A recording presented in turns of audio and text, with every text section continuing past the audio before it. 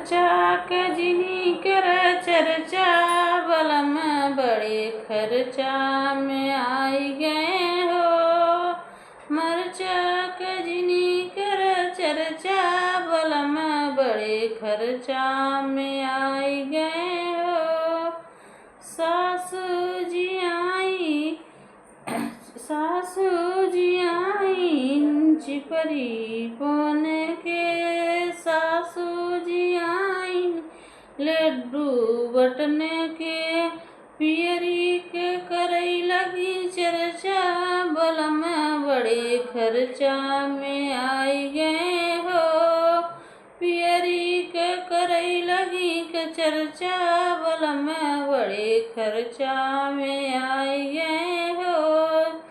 मरचाक जिनी कर चर्चा बलम बड़े खर्चा में आई गए हो। जेठनी जी आइन से ठौरा बन्हन के, जेठनी जी आइन से ठौरा बन्हन के, चुनरी के कई दी चर्चा बलम बड़े खर्चा में आई गए हो।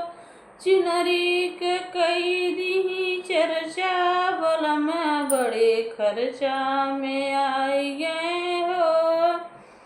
मरचाक जिनी कर चर्चा बलम बड़े खर्चा में आई गए हो। मरचाक जिनी कर चर्चा बलम बड़े खर्चा में आई गए हो। ननदी जी आईनी कजरा रचने के, ननदी जी आईनी कजरा रचने के, कमना के कई दी चर्चा बलम बड़े खर्चा में आई गए हो। कमना के कई दी चर्चा बलम बड़े खर्चा में आई गए हो। मरचाक जिनी कर चर्चा बलम बड़े खर्चा में आई गए हो। मरचाक जिनी कर चर्चा बलम बड़े खर्चा में आई गए हो। देवरू जी आए बांसुरिया बजने के, देवरू जी आए बांसुरिया बजने के, कई दिए देवरू जी आए बांसुरिया बजने के, कई दिए बरही के चर्चा बलम बड़े खर्चा में आई गए हो।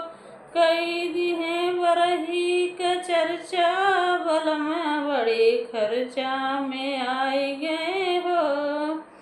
मरचाक जिनी कर चर्चा बलम बड़े खर्चा में आई गए हो। मरचाक जिनी कर चर्चा बलम बड़े खर्चा में आई गए हो।